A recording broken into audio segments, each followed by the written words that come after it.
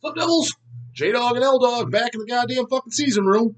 And gonna try to, like, maybe when Lindsay talks, move into the camera just a pinch, because I noticed on Sorry. the last fucking video, her voice cuts out the most. Mine does too a little bit, but hers the most.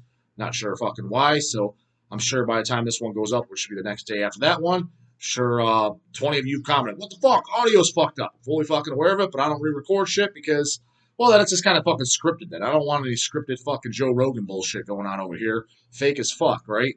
So I like to keep it raw dog, you know what I mean? And I was, forgot what I said, and I'm like, it usually just comes off better when it's just off the cuff. At least my fucking opinion. You get true, honest fucking answers and things that I can't remember or whatever. You get that in there too, and you fucking dog J-Dog for being a dumbass because he didn't remember off the top of his head.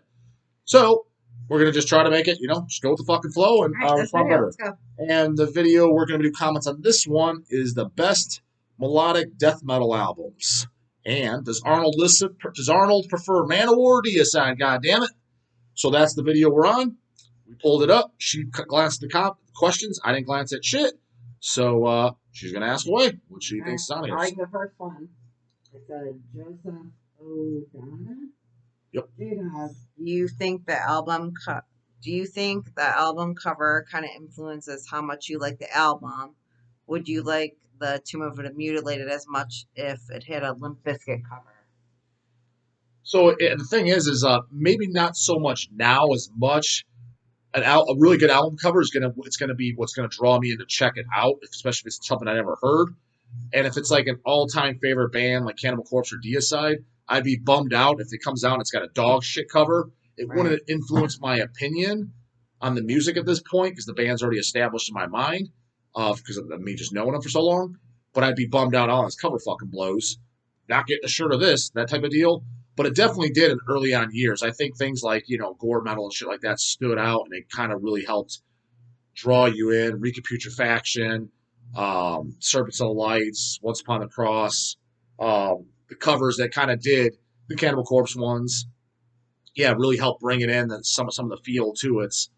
It definitely had an influence on the earlier years, but now it's more so, am I going to check this out or not? And if it's just got some cheesy ass cover and I've never even heard of the band, you're going to have less likelihood of me checking it out, especially in the shop. All new stuff coming in. It's like, well, why am I going to check this? Let's assume nobody recommended it to me or anything. Me just seeing this, never heard of this band, whatever name. If it's just got a, not even a very cool name, just a regular name, and the cover itself's not even cool, well, why am I going to check this out? I got 10,000 other things here to listen to. Why this? So it has to have some type of appeal at this point for at least draw me in. Well, you had made another comment in one of our other videos that Eric would look for the most violent cover, right? Well, you'd have to ask him on that, but I could imagine that, like, when he was kind of looking, that's what drew him in, because that's what I did too. Like, once I had money and I was picking up stuff too, it's like, shit, this looks fucking good. That type of stuff. Right. That's kind of how you base it off as kids. When stuff was still kind of new, not as new as fucking 80s and shit when, the guys in the 80s were picking stuff up, but still newer than it is nowadays. Of guys like Goatman and shit getting into it, you know what I mean? Where there's just so much to check out. So, yeah. So this question is from David Lane. Huh? J-Dog, you've got me waking up way too damn early on the weekends, but at least it's worth it. You can go back and listen, right? You don't have to check it out in a minute. What are your thoughts on Panzerchrist? And do you think Hells will ever put any of their albums on vinyl?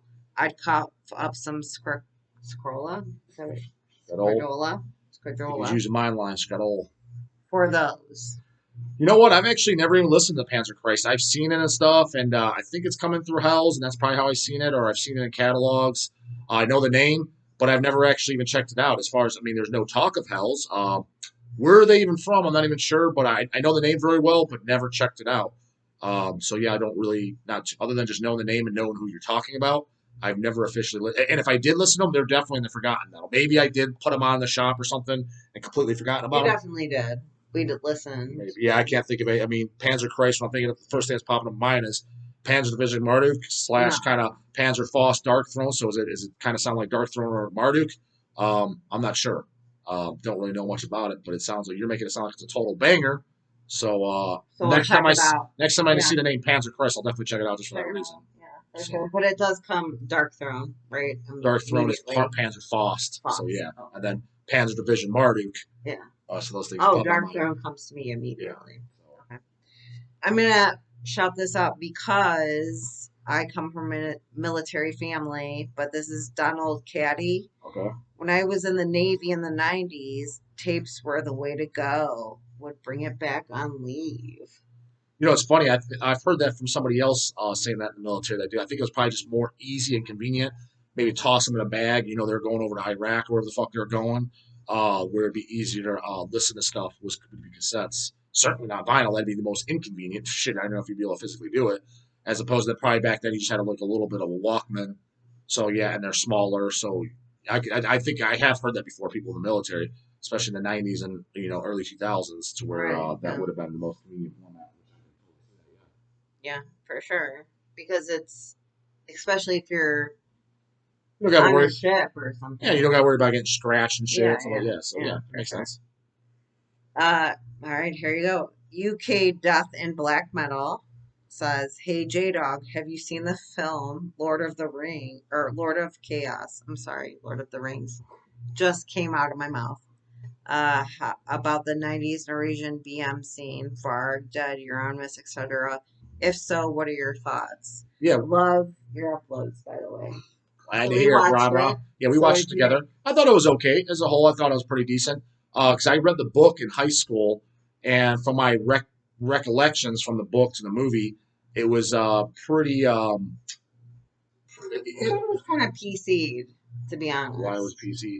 Well, because I thought like what happened between them kind of got sorry. I thought what happened between them all like there were relationships that happened and one guy killed another guy. I mean, let's like be honest here. It was terrible Yeah, well, what how was it happened. PC? I think what happened in the movie was like they discounted all that other stuff that happened before or happened within the genre. Yeah, I don't know. From what my recollection, I wasn't too disappointed. Before we watched, it, I thought it was gonna be a complete turd, It wasn't. yeah, I thought it was at least worth a watch for sure. Yeah, I didn't think it was. I didn't think it's embarrassing or that they completely butchered it. I didn't get that vibe. I Now know. the guys that were actually there, I think that were around the time, even if they weren't directly involved with the murders or church burning, but if they're around that circle and scene, and they kind of just knew the insides, scuttlebutt going on, I think that I would like to know their opinion on it. Now I know Varg did his little Right. interview on his channel I saying that heard on I his did point. as well. But I mean, Varg, I would take his opinion with a grain of salt. Who knows if he's lying and save face, or who knows? He could be telling the truth. I don't know. So I mean, his opinion, I wouldn't like hold as just face value. But I would like to hear somebody's like inside circles of did you guys think this was pretty accurate or not, or total turd? I think they would be the best person to ask. Um, so whatever they would say is I'd go with that opinion as far as how accurate it I was. also think the best people to ask are dead, right? Uh, They're dead. I think there's a couple guys. Dead. I mean, come Well, on, they're yeah, they'd dead. be the best, but I Yeah, mean, they're there's dead. other people at least around. You know what I mean? At least in that We scene. have like the guy that got, You're talking about me. Talking to the sorry, devils. Talking to the devils, not me. like he was charged with murder, but like everybody twisted it their own certain way. That somebody tried to like get him for sex or something, right? If nothing else, the way I Gay looked at it, yeah, sex. I whatever. don't know. If nothing else, it was an entertaining watch. So I agree. I didn't think it was bad. Uh, let's see. Well, this is Gray Area 51. What's up, J Dog? Thanks for asking my questions a while back. And I got another one for the Devils. In the light, in the light of rotting, crushed LP coming out on mandatory purchase for the Devils, what are your favorite United Guttural classics? another Guttural. I'm trying to think what else all he put out because someone blurs together. I mean, the first Lividity, the Age of Clitoral Decay, didn't he originally put Well, that out? Flesh Grind comes to mind for me. Yeah, because that was Rich's label. Yeah. So because he just put out the first one, I think, Destined for Defilement. So let's say, yeah, Flesh Grind, Destined for Defilement. I'm pretty sure that's on United Guttural's Rich's label. First Lividity. Um, what else did he do? I know a lot of bands that were affiliated at that time, but It's like some were bands were getting scooped up by their labels and switching. it wasn't Waco Jesus, right? No, that was who put out the original Waco Jesus? Corpse Chris? I don't think it's Corpse Chris. Forget who he put out. I mean, I have the disc. I showed it to you. Signed by all the guys, even Nick Null, who's dead now. He signed it. I forget what label they put it on. Because at the time, a lot of these guys, I wasn't really paying too much attention to who the label was. My big thing was what I was paying attention to when all this stuff was going on is I was a teenager. I was just going by the distros, and Rich had a pretty decent distro. I don't think I ever ordered from Rich, but I'd buy from him in person when Flesh Grind would play and when he would set up at like Brian Baxter's fest. So I would just buy it from his distro. I'm just like, I got this from United Guttural. I kind of wasn't paying attention too much. I remember he did Dead End. It's been a while since I remember not being a huge fan of Dead End, but that's one of disc I've really been meaning to go back and listen to. Actually, I don't even think I ever picked it up, which I kind of regret. Yeah. No, that's long on print. But I'm talking about back then. I remember when that came out. The new Devils Have It. Yeah, the first Dead End disc. Yeah. I remember it being.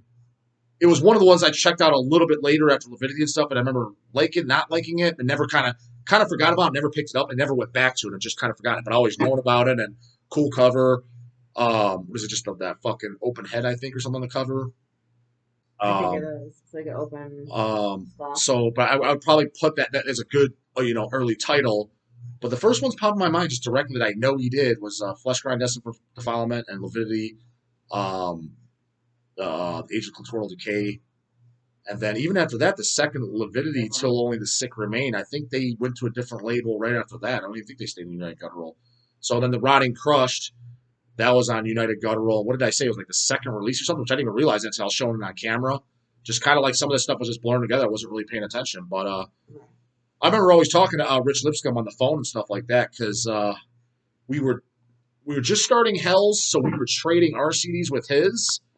I remember when he first put out Putrid Pile, which I never got much into them, but I never went back. Blown up again, right? I don't know about blown, kind of. But anyways, when I remember it first came out, and he was telling me about that on the phone because he was just taking pre-orders for it. And I think I got some in trade or whatever. And then I was also talking on the phone because the very first Mortician release we did was the Mortician Flesh Grind Split live LP before we did Hacked It for Barbecue. So talking to Rich on the phone. So those are kind of always my interactions. Whenever I thought United Girl, I just thought Rich and Distro and stuff like that. But yeah, he definitely did stuff that I liked. I'm just trying to. I know I have a few other discs that he did that he definitely did stuff that I didn't like either. Though there was some of the. I'm like, I don't really like this, but drawing a blank is the Who. Yeah, I was gonna say which one. Yeah, there's definitely stuff. If you put it in front of me the discography, Metal Archives, the United Guttural catalog, I'm like, okay, I like this. I can pull it up if you want. Maybe you can. Pull it in 2 seconds. I know I can't do that. Okay. So. But I love this question. So this is MB Schramm. Apologies if this question has already been asked. All right. But do you ever judge customers on what they're buying? Well, somebody's asked that before. No, I don't. No, I just don't care. You know what I mean? It's whatever. And I don't think we sell anything that's just blatantly fucking embarrassing. There's definitely stuff where I don't like this at all. Whether it would just be whatever. But I mean, I don't. Again, we don't have any of the Limp Bizkit or anything like that in stock, so we're just like, what the fuck is this? We don't have anything that's just completely ass cheeks embarrassing. It's just stuff that's like, I don't care for it. But I mean, I like tons of other stuff, tons of stuff that people I'm friends with and stuff that they don't like at all. Like I said, God Dethroned, Donna Dead, thought it was unlistenable. I think it's very unlistenable. God Dethroned. Terrible. Oh, No, I'm saying it's terrible. He said that it's totally listenable. So I mean, Toxic Touch. Obviously, I disagree with that. So, but I didn't care. So I mean, I realize that everybody has a different taste. So no, I don't judge it at all. Label Lover. What are some of your favorite box set releases, CD or LPs? I had a good one. So Disasters was good. Cannibal Corpse 15-Year Killing Spree was good. The first two popping right in my mind, but other box sets. So there was a box set done. The Nunslaughter box set we did, the 7-inch box is one of my favorite things. That the metal tin, 100 copies. I showed that on camera. Go watch past video, goddamn it, if you haven't seen that. That's not just because we did it. I thought that's a great fucking box set. What did we get in there? You thought was awesome? There was a box set. It was a King Diamond 3 piece. That's your CDs or what? Yeah, Oh, the cassette cassettes. box. Yeah, Yes, I don't really collect cassettes though, but I yeah, thought it was really no, they're nice. cool though. The Yeah, cassette boxes are all coming it out. had like a patch, Yeah, yeah. a flag, all kinds of stuff. I like Yeah, that. same label does all those. The latest one we got is the Emperor in, and he does all those. And they're all really, really nice. So, but I just personally don't collect cassettes, but those cassette boxes that he's doing are They're all really nice. nice. Yeah. Got Emperor one. So you said. Very good. Oh, Yeah. sorry. I'm reading these. He wants me to read them on. I You think know. I'll read them off.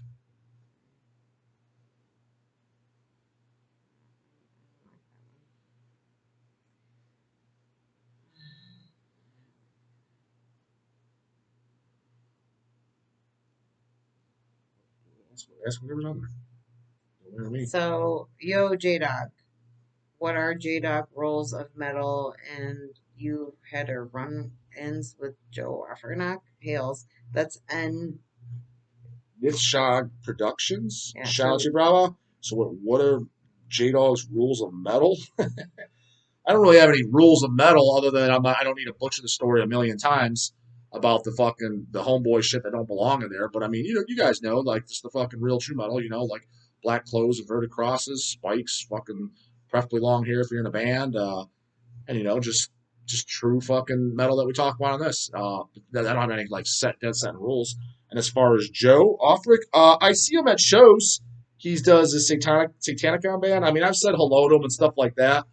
And my only main thing that I've ever had running with them, I was like looking at a distro bin. Maybe it was Chuck that was selling for us at a show. I think it was. He was vending for us at a show, and I was just checking how the distro things were going. And Joe was standing there, and he just asked me a random question. Meanwhile, I don't even think Joe knows my first name. He might know it now. Maybe somebody told him, whatever. But at the time, I don't think he knew. I'm sure he recognized me from shows because this is about 5 years ago, maybe 7 years ago, something around that. So a little while ago now. Well, the first time he ever officially talked to me other than a hello, and he just asked me, so I think I was in a tank top. And he's like, hey, so yeah, I used to work out back in the day. So to look like you, does it take steroids to do that? And I remember Chuck just started laughing his ass off because Joe's kind of, he's a little bit of a weird guy, which, well, whatever, that's cool. We're all a little weird in the metal scene, right? But I just thought it was funny because, I'm a level headed person and I'm easy to get along with. But so I don't take any offense, but it's like, dude, you don't ask. you don't just randomly go up and ask a fucking stranger if he partakes in an illegal activity. Right. I mean, it's kind of like you ask the wrong guy at the gym. Now, not so nowadays because with social media and stuff, everything's kind of way more open. But fucking early 2000s, 90s, if you asked that, you'd almost get punched in the face. You didn't just randomly walk up to a guy. No, Even if it was a top pro bodybuilder, it was obvious as fuck that he is. You just didn't go on and ask that. You kind of eased your way in, buddy, and got to know him. Then you could kind of work in the conversation. You don't just willy nilly. You don't even know the guy's first name. That's the first fucking thing you ask. But I could tell he didn't know any better. And I don't remember what I said. But I just thought, I think I might have said, dude, that's not something you go and ask a random stranger. I'll just say that. Did you say that to him? I think I did say that. And Chuck was just laughing. It was funny. Oh my God. But that was my only like running conversation with him. But other than that, I actually seen him. He was at Love and Creation too. I see him every now and then. I just see him. He's probably yeah. I think he's probably the oldest guy at the Cleveland Metal shows. Still going. He's going before shows before the game. No, Joe's probably 60 by now. Oh, how old is Mike? 52, 51. Oh, really? Yeah, he's definitely older than Mike. Yeah, but Joe's got to be 60 or pushing, or definitely close to her. I wouldn't be surprised if he's 61, 62. All right, here we go. I guess Raven again. J-Dog, will you be including the demo stuff on the Rotting LPs? If he provides it, Keith, I know he wanted to include some bonus tracks. I think he said he had an unreleased song from that era, or maybe an instrumental to one of them. Something.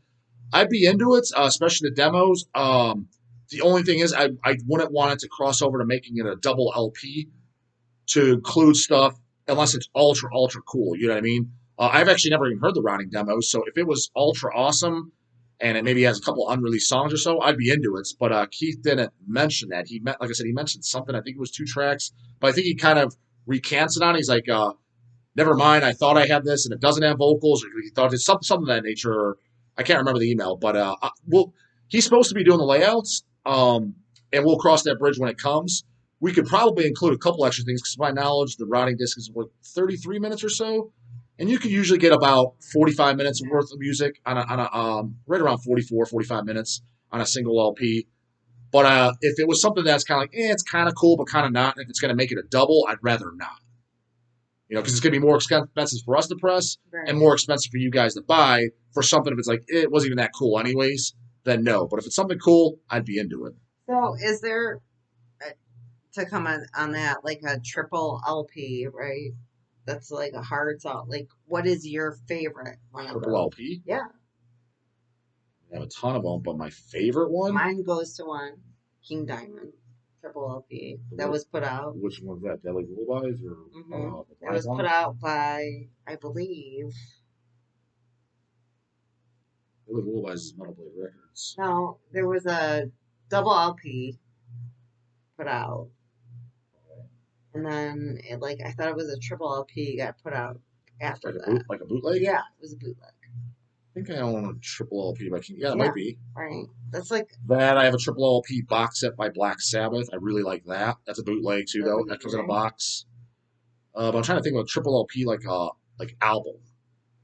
Um, Are they all boots? no, there's some officials. Goat Lord when that initially came out, the demos. Pretty sure that is a triple on Displease Records. Double CD, triple. I remember being really half-assed. Though it was like a taco cover, not even a gatefold, just a fold-over taco cover. I was like, this is fucking turd city. Like this is totally half-assed. Yeah. Early 2000s. Still have that to this day. Drawing a blank, but yeah, no, I own several triple LPs. But one of my all-time favorite is kind of drawing a blank. What if I had an all-time favorite? I'm trying to think. Do I own any Cannibal Corpse triple LPs? No, Yeah, I see. it's my house. He doesn't. That'll be the last goddamn question. We're over 20 goddamn minutes. So that's it for this one. Hopefully the audio came out good. Trying to make it a little bit better. We'll see. Huh? And you know what to do. Comments, questions, concerns, anything you got, put in the goddamn comments and get them fucking answered. See you on the next one. Later.